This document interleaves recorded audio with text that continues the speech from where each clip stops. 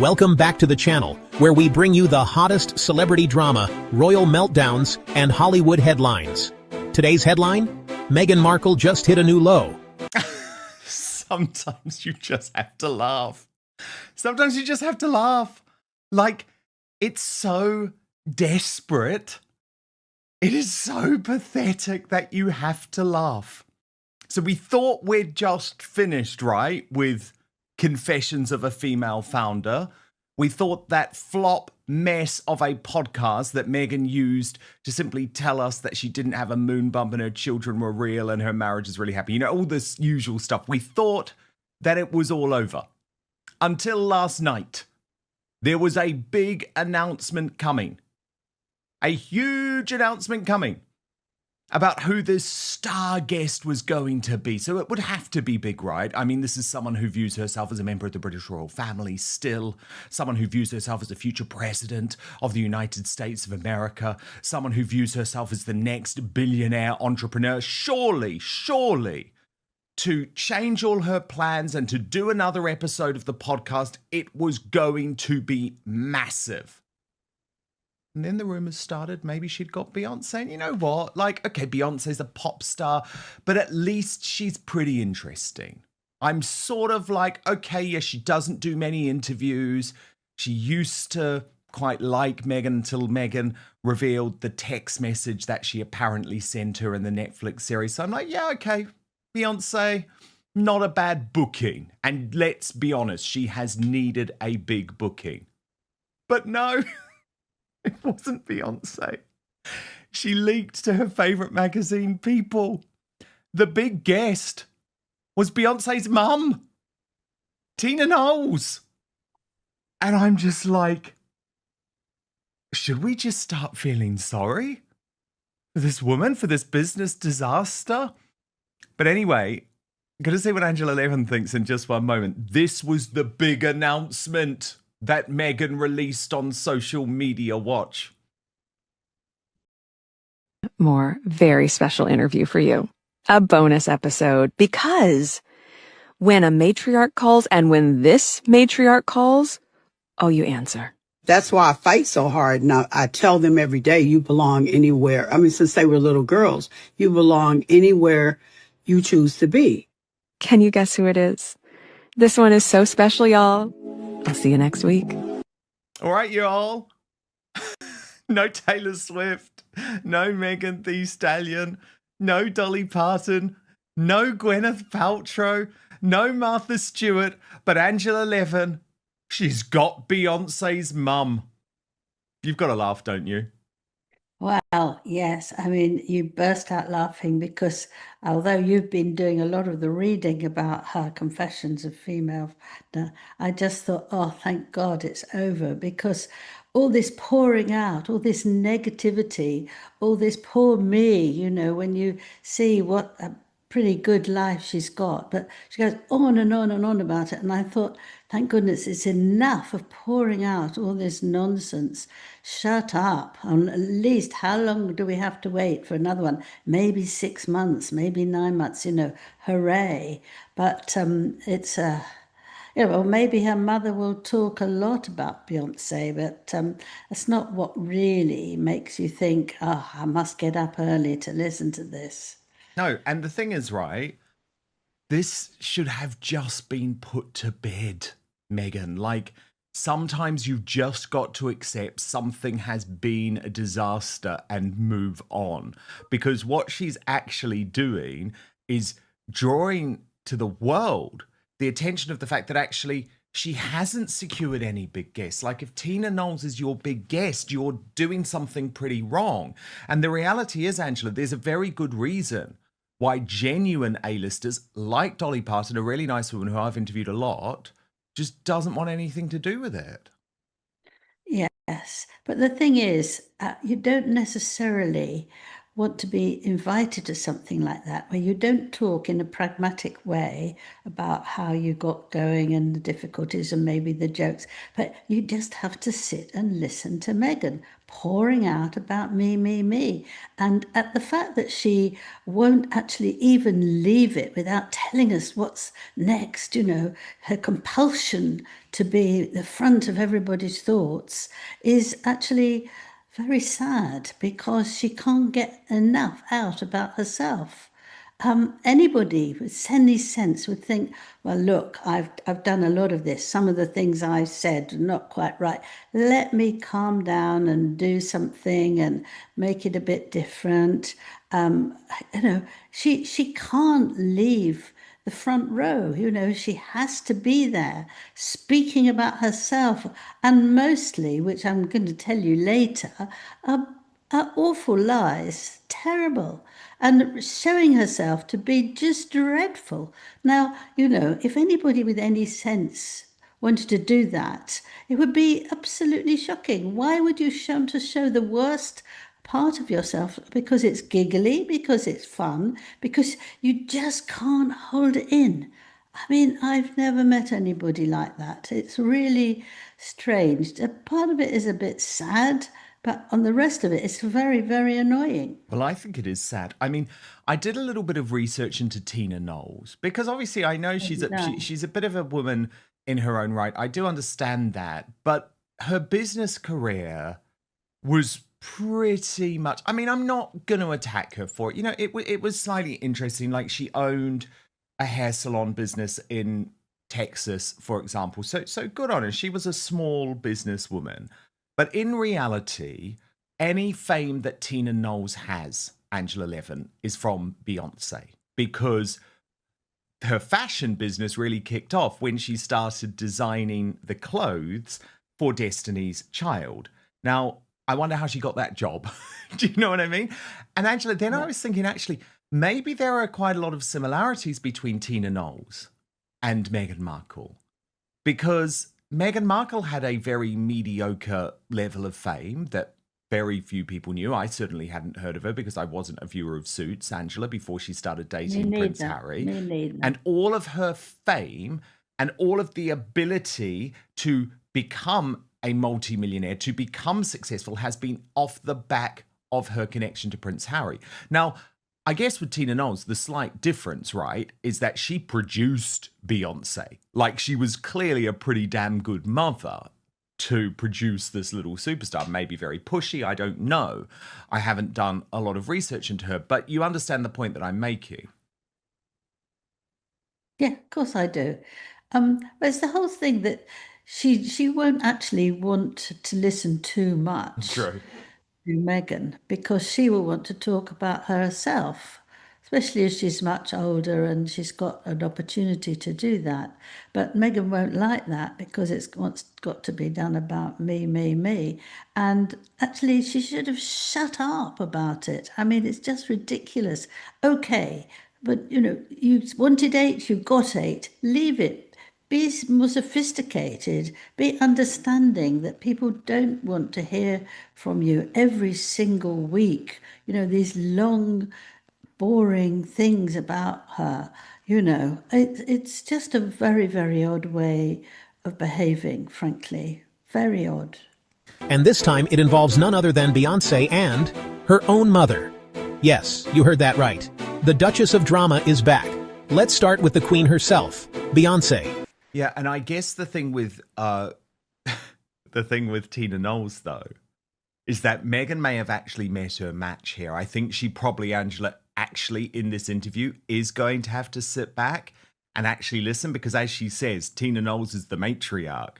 She takes no nonsense. But it was quite funny, wasn't it, hearing Meghan start trying to talk much more like a sort of Texan, oh yeah, all. It's like, I love that when it's genuine. But we've never heard her speak like that. So clearly she's going to do a bit of shape-shifting chameleon like with Meghan Markle. But I think with Beyoncé, with Tina Knowles. But I think, look, the fundamental thing is this shows how much Meghan has fallen. At the end of the day, when she was first going to Hollywood, if she had called up Beyoncé and said, will you come on my major new project? Beyoncé would have said yes. But the decisions that she has made along the way have just made her completely toxic to the rest of the entertainment industry. Yeah, I absolutely agree with you. And when she first said this is what she was going to do, her confessions, you think that she's actually going to get top people, but it shows that she's been absolutely dashing around to get anyone she can. Some people that she hasn't spoken to for years. You know, she says they're great close friends, but she hasn't actually bothered to be close to them. I think it's been a really hard job getting them, but she's not showing it. And she thinks, I imagine, that she will keep them because she's going to pour out everything about herself. It's absolutely extraordinary. I keep saying that, but I mean, it's ridiculous behavior, ridiculous behavior. Angela Levin, Kenzie Schofield this week has also revealed that Dolly Parton became the latest major celebrity to turn down an appearance with Meghan. Watch this. But first, the reason you're watching this show is that it's becoming increasingly difficult to trust mainstream media or the so-called fact checkers who claim to determine which facts are true. And for good reason, given the ongoing debates over free speech, the controversy surrounding Brexit, and how Trump and other anti-establishment politicians are portrayed. So I have the solution. It's called Ground News. It's the best way to stay informed and cut through media bias and manipulative narratives so you can get the facts for yourself. It's been a game changer for a news junkie like me, and you can see for yourself at ground.news/outspoken. So let me show you this incredible website and app in action. Let's take the recent landmark decision by the UK Supreme Court that ruled that women can only be biological adult human females, reversing years of trans extremism. You can see clearly in one place that over 360 sources around the world are covering this story. Ground News instantly shows how the story is being covered by the media, broken down by whether it leans left or right, illustrated by its biased distribution chart. And if you scroll down, you can actually see every headline about the story, along with the political bias and ownership of the publication. So quite clearly, you can see like great coverage from the Daily Wire. They gave a really good headline. UK Supreme Court rules trans identifying men are not women. Loved what spiked online, and the Daily Telegraph did too. By stark contrast, however, the left-wing National in Scotland said the result was only a victory for gender-critical feminists, and the Canary ran with like just a nutty headline. Victory for the far right as Supreme Court rolls back trans women's rights by 2 decades. I mean, you couldn't make it up. My favourite feature is the blind spot feed, though, on Ground News, which surfaces upwards of 20 stories daily that receive the majority of coverage from one side of the political spectrum. So if you love the news, like you know I do and I know you do, the blind spot feed is the best way to get a balanced perspective on what's really happening. So go to ground.news/outspoken, or you can scan the QR code on screen if you're watching on YouTube and Rumble to subscribe today. You will get 40% off the same Vantage plan that I use for unlimited access. Big discount that. So that's ground.news/outspoken. But now, back to the show. She dropped this bombshell. Meghan's team has, quote, openly pursued Dolly for the Netflix show. Dolly declined, and now the interviewers are adding Meghan questions. Team Dolly doesn't want the comparisons. According to YouGov, Harry's favorability rating, Prince Harry, has dropped to 27%, its lowest for more than 2 years. And Meghan's is now at 20%, the lowest since YouGov even started tracking her back in 2017 when her and Prince Harry announced their engagement. Any association with Harry and Meghan would just attract negative attention. That's how you end up with guests like cyberbully Chrissy Teigen on your program. And I guess, Angela, that's also why you end up with the parents of famous celebrities rather than the celebrities themselves. Because they'd always want to talk about their child, don't they, really? So, be proud of them. But actually, Meghan doesn't want to know that, does she? Well, no, really? and it was really interesting in the last podcast last week, which we analysed, there was a moment when she's speaking to the owner of Spanx, and the owner of Spanx is completely motivated and completely supported by her father. And her father had been along for the entire ride from the beginning to the end. And you could just hear when Meghan was taking this in, she couldn't really cope because, of course, her father, Thomas Markle, was there for her right at the start, all along the way, through the whole journey, paid for her, introduced her to people. But then, when Prince Harry came on the scene, he was dropped. And what was so interesting is that Meghan immediately moved on to talking about the owner of Spanx's mother and the influence of the mother, because this is the problem. Meghan knows that when she hears these stories, deep down, she knows what she's done to her father. So she doesn't want to hear other women talk about their relationships with their dads. Yeah, but also this woman also had her husband. He rushed off to do something one day when one of the children, their first child, was not well. He's helped her a great deal, discussed things, been to places for her. But Meghan doesn't want that either from Harry, and she's got rid of him altogether, hasn't she now? Not that he'd be interested, but he can't even be helpful because she has to be in control of it, and she wouldn't have any patience for it. So look at that sad face there, and there, and there. I know. God. Yes, I mean, sometimes she wants to pictures. get rid of anyone who might take away a bit of interest, and of course Harry would because he's still royal.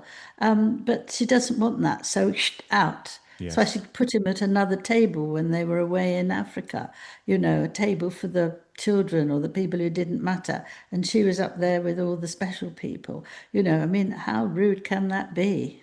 Yeah. No, indeed. But And that's her. sometimes. It's her, you Sometimes a know. picture does tell 1,000 words, doesn't it? I have to Yes. say, though, Angela, if she did want a blockbuster hit for Netflix, do you know what she should do? She should reunite with the Markle family. That's what she should do on camera. It would be an absolute global sensation, that. Now, Angela, can we talk about this ridiculous claim? I don't know why GB News, my former employer, continually is trying to sort of rehabilitate Prince Harry and Meghan. I have my theories, but we won't go into that today.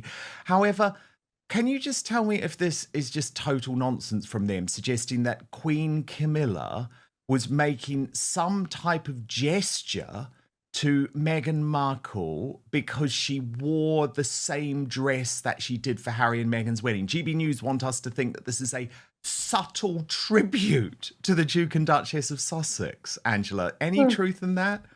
yeah, GB News is also my employers, but I mean, I can't understand how anyone can be so ridiculous. And they call it a subtle tribute to her and Harry. Now, what is a subtle tribute? What have they done? They've been vile, they've been awful.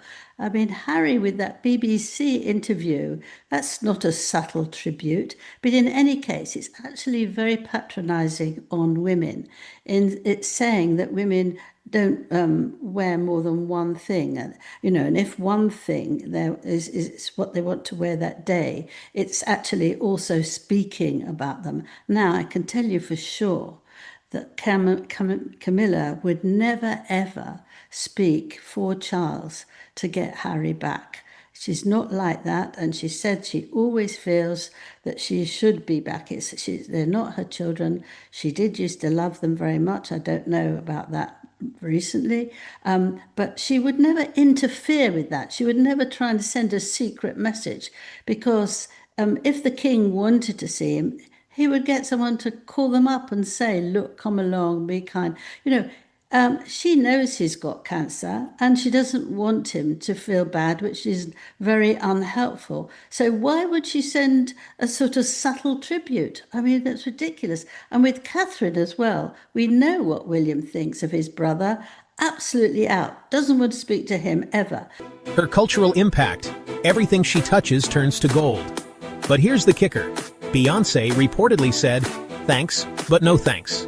Sources claim Beyoncé found the idea off-brand and didn't want to get dragged into any more royal mess. Meghan, still struggling to find her post-royal identity. And being rejected by someone like Beyoncé doesn't just sting. It sends a signal. So she's wearing a hat that she wore when they were married, and that means that she might really is trying to say, "Come back, we will miss you." I mean, she'd be in real trouble with her husband. And why would she want someone who told her that she was just about okay for royals because she fitted into the role? But she's not really, didn't really love her. I'm the one who fell in love with Meghan. Now, I don't know how anybody can forgive someone like that. And she wouldn't say something for William. And for goodness sake, what do they think of people? And doing it just because it's one outfit each. Now, sometimes women wear more than once one of their dresses or one of their hats. I mean, to think that they don't do that and find some mystery in there is just crazy. I mean, occasionally the late Queen would wear something that would say something, usually in jewelry, that would say to recognize something that happened some years ago. And you can say that, but not when there's a huge, nasty person going around saying hideous things about his family that you want to show off the hat or the dress that she wore when they got married. If they, I mean, women aren't like that, for goodness sake. No, very good. Well, I'm glad you put that to rest. It just seemed like absolute clickbait nonsense to me. Well, maybe so cross because No, it's completely. stupid. Because it was stupid, and they tried to do the same thing with Catherine, didn't they? Very, very recently. Very, very Yes. odd. This constant desire by the mainstream media to try and suggest that there's rehabilitation to come within the royal family towards Harry and Meghan, because that's certainly not where the royal family is at. We know that. Angela, there is growing criticism of Meghan Markle, though, in the US, actually, about this latest social media post.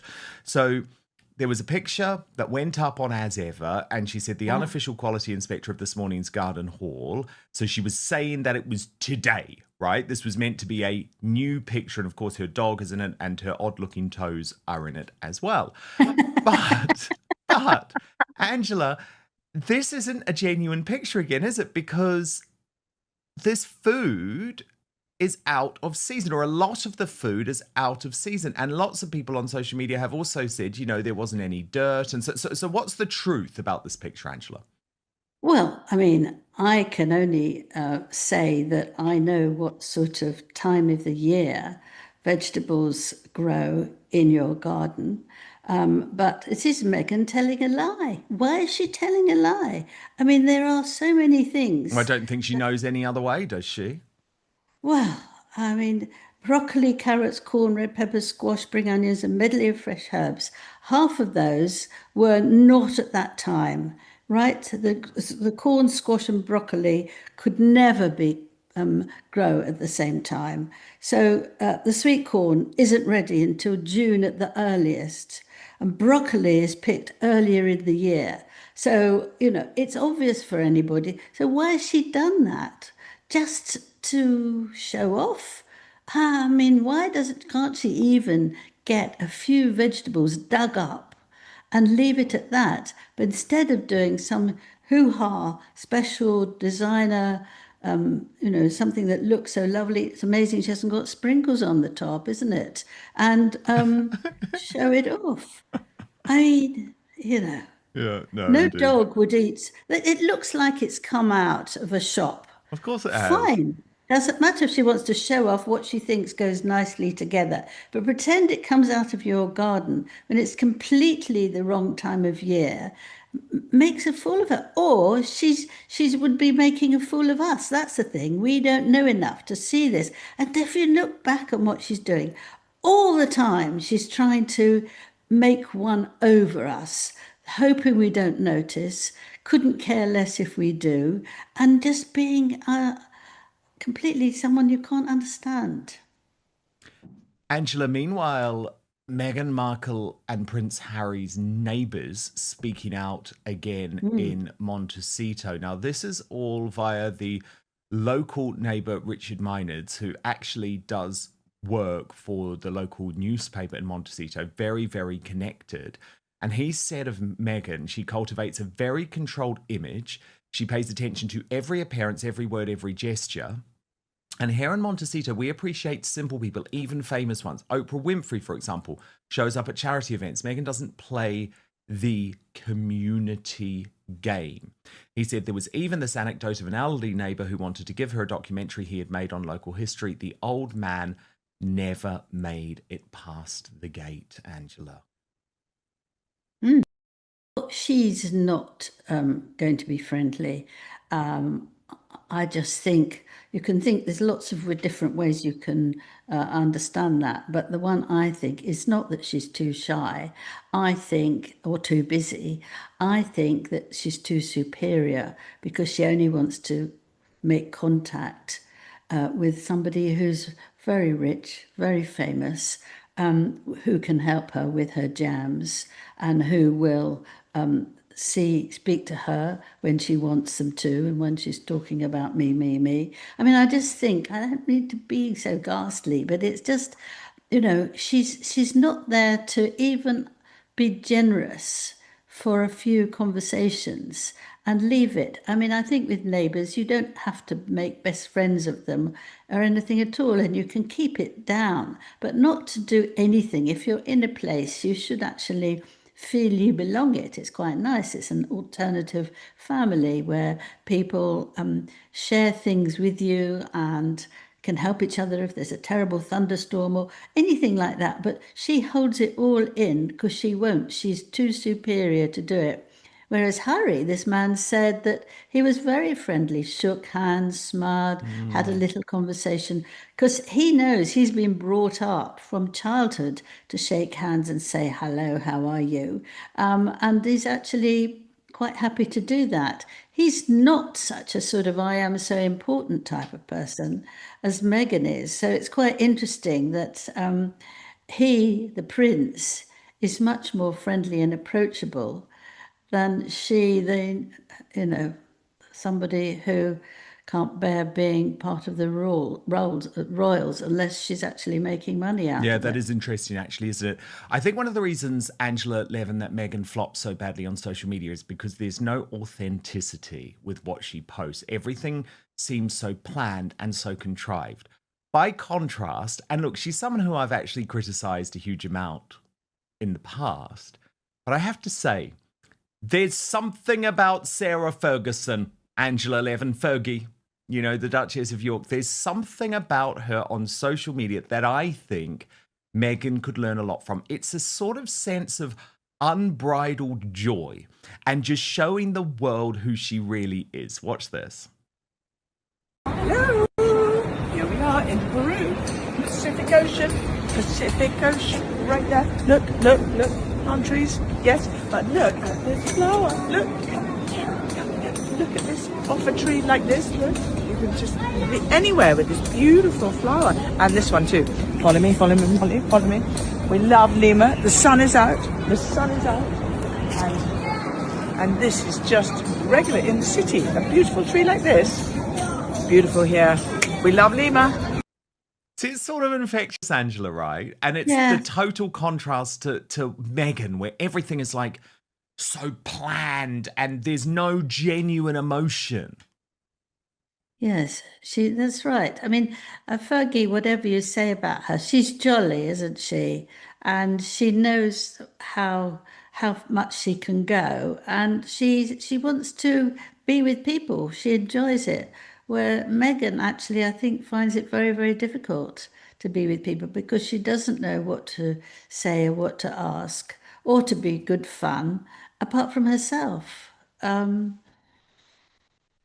It's very, very sad, really. Yeah, no, it is. It is. And I thought that was just a very fun video. And of course... And it's hard not to see this Doria move as anything but a reactionary play to stay relevant. If you're still with us, smash that subscribe button and hit the bell so you never miss the tea. We're just getting started. At the end of the day, Meghan Markle may still have some loyal fans, but moments like these show just how far she's fallen from the pedestal the world once put her on. One thing's for sure, we'll be watching. Don't forget to like, comment, and tell us below. Until next time, stay sharp, stay skeptical, and stay subscribed.